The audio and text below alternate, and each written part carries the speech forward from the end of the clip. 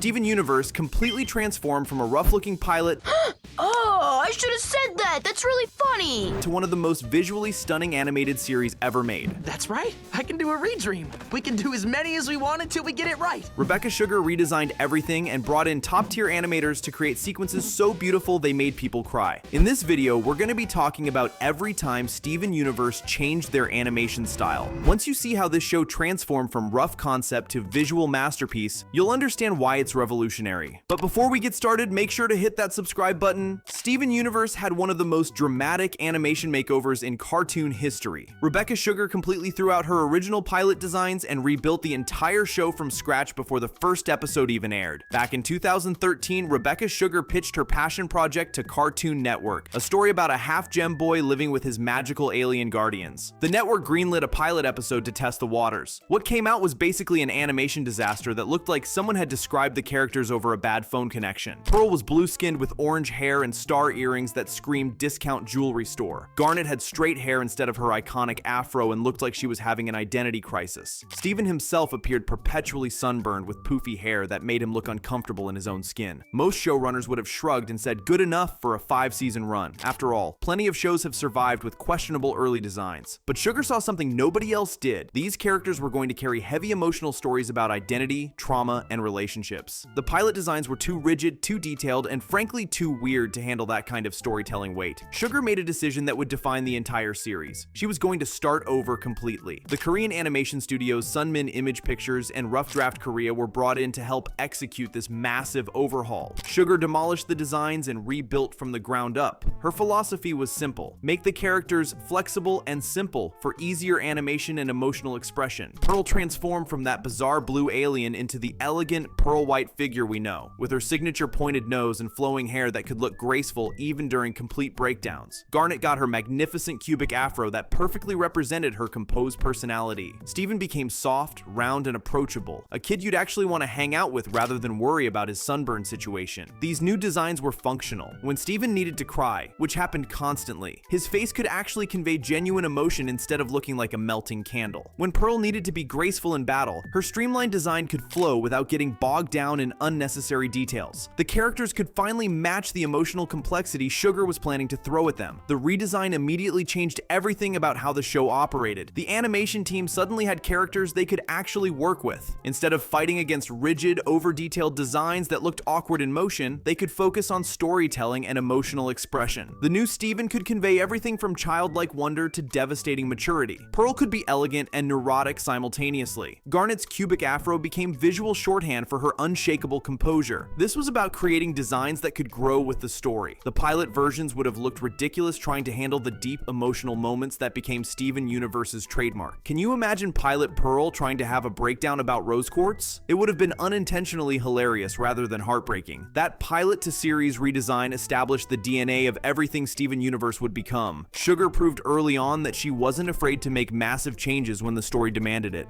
This philosophy carried through the entire series as characters evolved, relationships deepened, and the animation itself grew more sophisticated. The redesign also set a new standard for how animated shows could approach character development. Instead of locking in designs and hoping for the best, Sugar showed that thoughtful character design could be the foundation for complex storytelling. The flexible, simple designs allowed for nuanced emotional expression that would have been impossible with the original pilot versions. Sometimes you need to make something awful before you can create something beautiful. The pilot served as a perfect example of what not to do, giving Sugar and her team a clear vision of where they needed to go instead. The complete overhaul also demonstrated something crucial about modern animation: that characters need to be designed for the stories they're going to tell, not just to look cool in a pitch meeting. Sugar understood that Steven Universe was going to be about growth, change, and emotional complexity. The characters needed to be able to handle that journey visually. This redesign became the foundation for one of the most visually and emotionally striking animated series of the 2010s. It proved that sometimes the best thing you can do with a rough first draft is throw it out completely and start fresh. The pilot may have been a disaster, but it was a necessary disaster that that led to something genuinely revolutionary in animation. After Rebecca Sugar fixed those terrible pilot designs, she thought the hard work was done, but nobody realized they'd created a whole new problem. How do you actually color these characters when they move around different scenes? Early season 1 of Steven Universe became one giant color experiment. The animation team was basically learning how to color animated characters in real time, and viewers got to watch every messy mistake along the way. Rebecca Sugar had her beautiful new character designs. Cartoon Network approved 26 episodes, and everyone thought they were ready to go. But there was one tiny problem nobody saw coming. When Steven walked from bright beach city sunlight into the dark temple, what color should his pink shirt be? Sounds simple, right? Wrong. His shirt would either completely vanish into darkness, turn some gross brownish color, or stay bright pink like he was radioactive. The color team was playing an impossible game with every single scene. Characters would move from sunlight to shadow and either disappear completely or look like they'd been dipped in chocolate. The Korean animation studios Sunman Image Pictures and Rough Draft Korea were working with the American team, but everyone was basically experimenting with each frame. Nobody had figured out the rules yet. It was like watching someone learn Photoshop while being responsible for an entire TV show. Look at Laser Light Cannon, one of the first episodes where this chaos really shows. Steven runs around Beach City and his coloring goes crazy. Sometimes he looks normal, other times he looks photoshopped into the scene. The backgrounds look amazing, but the characters seem like they're from a different show entirely. The background artists and character colorists were working in completely separate worlds. Cheeseburger Backpack was even worse. Steven's backpack changes color more than a mood ring throughout the episode. Nobody knew how to keep colors consistent when characters move between different lighting. The poor color team was probably losing their minds trying to figure out if Steven's backpack should be red,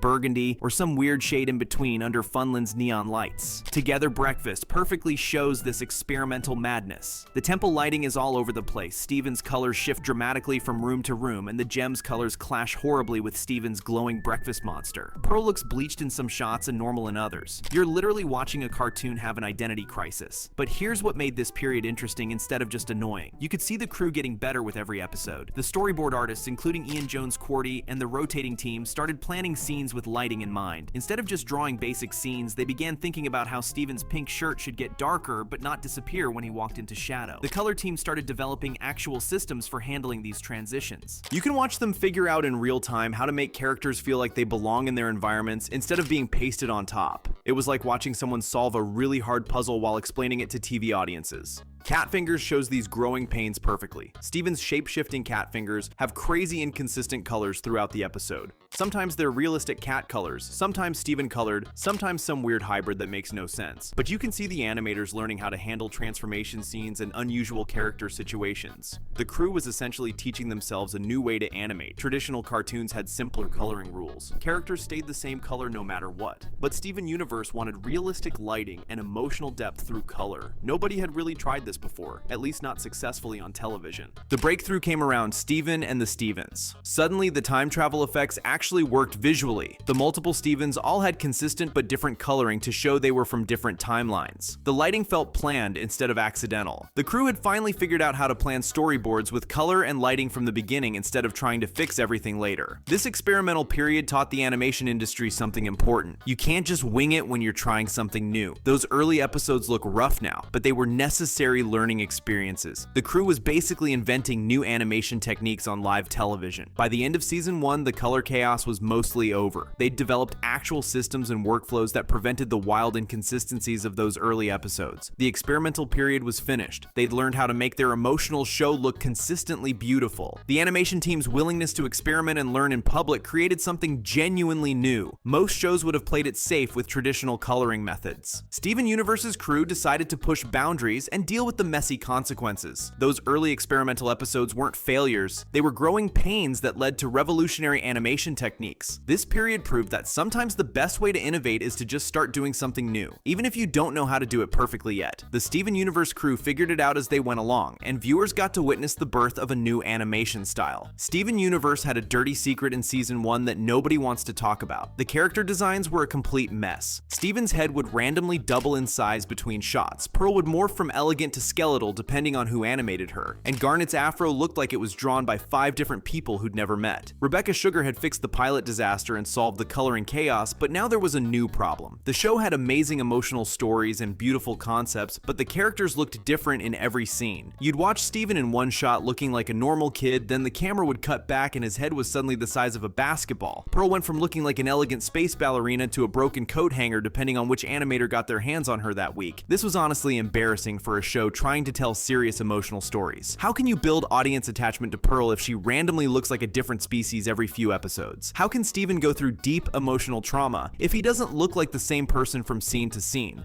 The show had bigger ambitions than its character designs could support. Danny Hines, the lead character designer, looked at this animation mess and basically staged an intervention. This guy said enough is enough. We're going full Disney on this thing. And when I say Disney, I mean the Mickey Mouse playbook. Make these characters so bulletproof that even a tired animator in Korea can't screw them up. Hines was being practical here. You can't have a show function as actual television if your main characters look different every episode. Steven Universe was trying to be more than just some experimental art project. It wanted to be a cultural phenomenon, but cultural phenomena need consistent characters that audiences can recognize and connect with. So Hines did what any sensible person would do. He went back to animation basics and implemented the Mickey Mouse standard. Standardized, simple, and recognizable.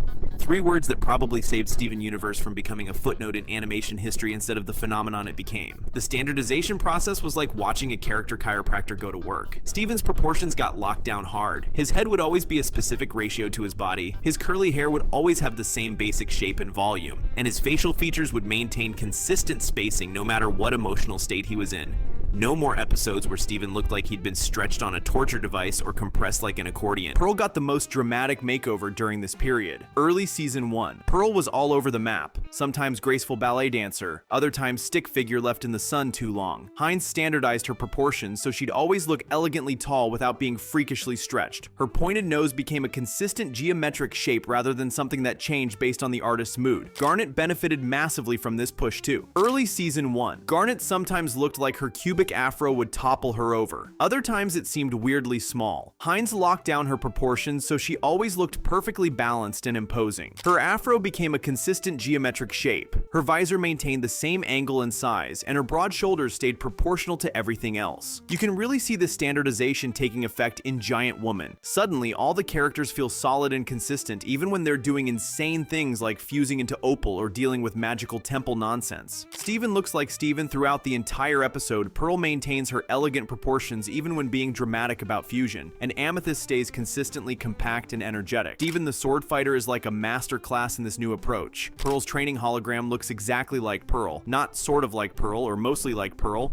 but exactly like Pearl with perfect proportional consistency. When the hologram gets stabbed and Pearl freaks out, her emotional expressions work because her basic design is so solid you can push her facial features without losing what makes her recognizably Pearl. The Korean animation studios, Sunmin Image Pictures and Rough Draft Korea probably sent Hines thank you cards during this period. Instead of trying to interpret wildly inconsistent character designs from storyboards, they now had clear standardized model sheets showing exactly how each character should look from every angle. No more guessing games about whether Steven's head should be round or ovalish, or whether Pearl's arms should be stick thin or slightly more substantial. Episodes like Coach Steven and Joking Victim showcase this new consistency beautifully. Steven maintains his proportions whether he's working out with Pearl and Garnet or dealing with Lars's drama at the Big Donut. The characters feel like solid, three-dimensional beings rather than drawings that might change appearance depending on who's animating them that week. By the time this standardization phase was complete, Hines had successfully Mickey Mouseified the entire cast. Every character had become standardized, simple, and recognizable. You could spot Steven, Pearl, Garnet, or Amethyst from across a crowded animation studio, no matter who was drawing them or what they were doing in the scene. This standardization laid the groundwork for everything that came later in the series. When Steven Universe started experimenting with more complex emotional storytelling and dramatic animation sequences, the characters could handle it because their basic designs were rock solid. You can't push character animation to its emotional limits unless you've got a consistent foundation to build from. Hines' intervention was about creating characters strong enough to carry the emotional weight that Rebecca Sugar was planning to load onto them. Sometimes the best thing you can do for creativity is impose some boundaries. The Mickey Mouse approach saved Steven Universe from collapsing under its own inconsistency. Steven Universe had consistent characters, working colors, and everything was running smoothly.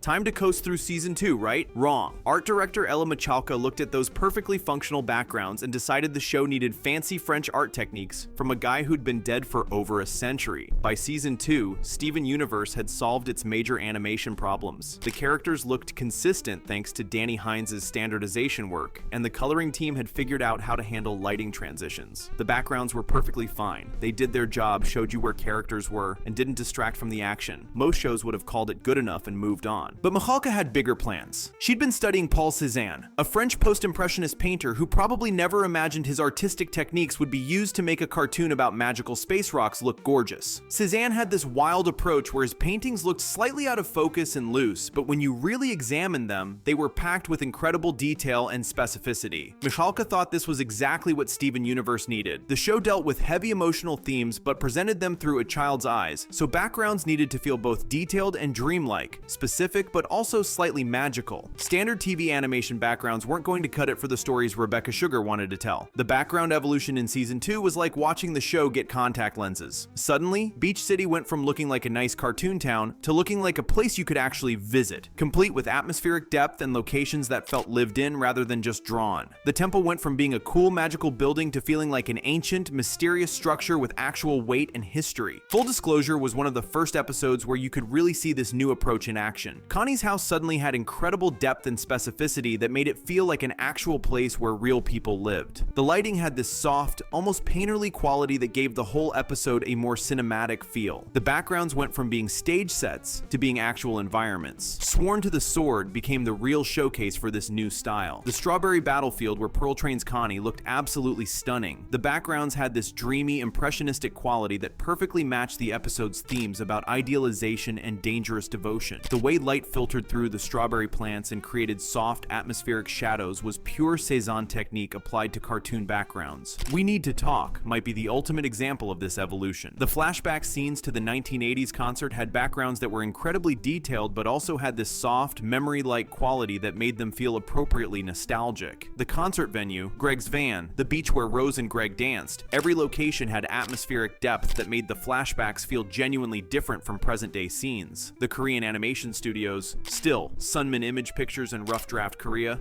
had to completely change their approach to handle these new background styles. Instead of just filling in flat color areas, they now had to recreate subtle atmospheric effects and soft lighting that gave every location its own personality. The beach house started feeling like a cozy home rather than just a cartoon house, and the temple began feeling genuinely ancient and mysterious. Keystone Motel showed how this background style could pay emotional dividends. The motel itself had this slightly run-down atmospheric quality that perfectly reflected the tension between Ruby and Sapphire. The backgrounds were actively contributing to the episode's emotional tone through color, lighting, and atmospheric detail. Historical Friction showcased how these new backgrounds could handle both present-day Beach City and historical flashbacks. The town meeting had backgrounds with incredible detail and personality, while the historical reenactment scenes had this slightly surreal theatrical quality that made them feel appropriately dramatized rather than realistic. Nightmare Hospital demonstrated how this style could make even mundane locations feel significant. The hospital had this sterile but somehow also warm quality that made Connie's family drama feel more grounded and real. The backgrounds contributed to storytelling by making the hospital feel like a place where important conversations and difficult decisions happened. This background evolution set the stage for everything that came later in the series. When Steven Universe started dealing with increasingly complex emotional storylines and dramatic reveals, the backgrounds were ready to support that storytelling with the kind of atmospheric depth and specificity that would make Cézanne proud. Michalka's decision to bring 19th century French art techniques to a 21st century cartoon about space gems was exactly the kind of inspired weirdness that made Steven Universe special. Sometimes the best creative decisions sound completely insane until you see them work. If you're enjoying the video so far, be sure to leave a like. By season 4, Steven Universe had settled into a comfortable groove. Characters looked consistent, backgrounds were gorgeous, and everything was running smoothly. Too smoothly, apparently, because Rebecca Sugar decided to bring in Takafumi Hori from Studio Trigger to work on Mindful Education. And honestly, it made the regular animation look amateur by comparison. Steven Universe had solved all its major animation problems by this point. The character designs were locked down, the coloring worked perfectly, and the French-inspired backgrounds looked beautiful. The show had found its visual identity and was sticking to it. Most animated series would have been thrilled to reach this level of consistency and quality, but the show had also gotten safe, predictable, and frankly a little boring visually. Steven Universe animation was perfectly serviceable. Limited movement, held poses, characters that moved just enough to get the job done. It followed standard TV animation constraints without pushing any boundaries. The crew was playing it safe, and it showed. Rebecca Sugar wasn't satisfied with good enough. She wanted to see what would happen if Steven Universe stepped completely outside its comfort zone. So she brought in Takafumi Hori, an animator who had worked on Kill la Kill, Little Witch Academia, and other Studio Trigger productions known for absolutely insane animation quality. Hori showed up with Studio Trigger energy, and it shows in every single frame he touched. Mindful Education deals with Steven and Connie trying to maintain their fusion as Stevani while dealing with emotional baggage, standard Steven Universe stuff. But when Garnet starts teaching them about mindfulness through the song Here Comes a Thought, the animation suddenly explodes into something completely different from anything the show had done before. Hori was officially credited as writer and storyboard artist, alongside Colin Howard and Jeff Liu, but his main contribution was making the animation look absolutely stunning. The Here Comes a Thought sequence became an instant classic because the visual storytelling was on a completely different level from regular Steven Universe episodes. The butterfly metaphor for anxious thoughts could have been cheesy in the wrong hands. Instead, Hori animated them as crystalline, almost geometric objects that moved with weight and purpose. When they swarm around Ruby, Sapphire, Steven, and Connie, they move like an actual overwhelming force that threatens to consume everything in their path. The color work was dramatically different too. Where Steven Universe typically used bright candy-colored palettes, Hori employed deeper, more atmospheric tones that shifted between threatening reds and calming blues. It looked less like a children's cartoon and more like a Studio Ghibli film. But here's what really set Hori's work apart: the fluidity. Regular Steven Universe animation was clearly working within TV animation constraints. Hori's sequences featured the kind of fluid, three-dimensional character movement you'd expect from a big-budget anime movie. Characters moved with weight and grace that made the regular animation look stiff by comparison. The Korean animation studios had to completely change their workflow to handle Hori's style. Instead of their usual cleanup process, they were dealing with keyframes that required much more sophisticated techniques to maintain the quality and movement Hori had designed. Animation nerds immediately noticed the difference. Online communities started dissecting every frame of the Here Comes a Thought sequence, trying to figure out how Hori achieved certain effects. The Sakuga community, people obsessed with high-quality animation, basically adopted this episode as a masterpiece of TV animation. Critics were equally impressed. The AV Club gave the episode an A grade, specifically calling out the animation quality. The Mary Sue described the sequences as beautifully fluid and shifting with wonderful attention to detail. Even casual viewers could tell something was different, even if they couldn't explain exactly what. The episode also featured subtle anime influences that regular Steven Universe episodes avoided. There were Studio Ghibli-style homages, including a falling sequence that directly referenced Castle in the Sky. The way tears were animated followed anime conventions rather than Western cartoon standards. Hori was deliberately bringing his cultural background into the show. What made this collaboration even more significant was that the crew recognized they had something special. Hori's work was so successful that he was brought back for Steven Universe, the movie, to handle action sequences, and he worked on the opening credits for Steven Universe Future. They clearly wanted more of whatever magic he'd brought to the show. The success of Mindful Education opened doors for more international collaborations in Western animation. Other shows started bringing in guest animators from different studios and countries, but most didn't achieve the same seamless integration that Hori managed with Steven Universe. Animation studios started realizing that bringing in outside talent could elevate their shows beyond what their regular teams could achieve. The episode proved that Western cartoons didn't have to be limited to Western animation techniques and sensibilities. The episode demonstrated that the show's emotional storytelling could be enhanced by stepping outside its comfort zone and embracing different animation traditions. Hori's contribution was a masterclass in what Steven Universe could achieve when it stopped playing it safe and started pushing boundaries. The fact that this level of quality wasn't maintained throughout the rest of the series honestly feels like a missed opportunity. It showed what the show could be capable of, but chose not to pursue consistently. By season 3, Steven Universe had a serious problem. The stories were getting heavier, but the animation was still stuck in Saturday morning cartoon mode. You can't have Steven dealing with existential crises about his mother's war crimes while the animation looks like he's about to ask for a bowl of cereal. Something had to give, and thankfully, it was the animation that stepped up. Early Steven Universe had this safe, rounded aesthetic where even emotional breakdowns looked kind of cute. The show had solved its technical problems, consistent characters, working colors, beautiful backgrounds, but the animation was still playing it safe.